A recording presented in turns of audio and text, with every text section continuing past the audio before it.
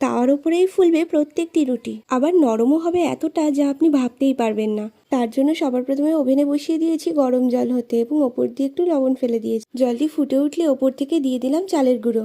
পাত্রটিকে নিচে নামিয়ে একটি সুতির কাপড় দিয়ে ধরে খুন্তি দিয়ে ভালো করে মেখে নেব। কিছুটা ঠান্ডা হয়ে যাওয়ার পর হাত দিয়ে এগুলিকে মেখে গোল গোল করে নেব। এরপর এগুলো বেলার জন্য তৈরি। এরপর ভালো করে বেলে নেব এবং এক এক করে গরম তাওয়ায় চাপিয়ে দেব। তাওয়াতেই রুটি ফোলানোর ট্রিক্স হলো রুটির একটি দিক কম ভেজে এবং অপর দিকটা খুব বেশি করে লাল করে ভেজে তারপর এটিকে উল্টানো। এবং উল্টানোর পর এটিকে হালকা হাতে চাপতে থাকুন, দেখবেন এটি খুব সহজেই ফুলে উঠেছে। এবং আপনারা এটিকে দেখেই বুঝতে পারবেন যে এগুলি কতটা সাদা আর কতটা নরম হয়েছে। এগুলি দেখতে যতটা সুন্দর হয়, খেতে ঠিক ততটাই সুস্বাদু হয়। আমি এখানে চালের গুঁড়ো ইউজ করেছি, আপনারা চাইলে ময়দা দিয়েও এটিকে তৈরি করতে পারেন। নমস্কার।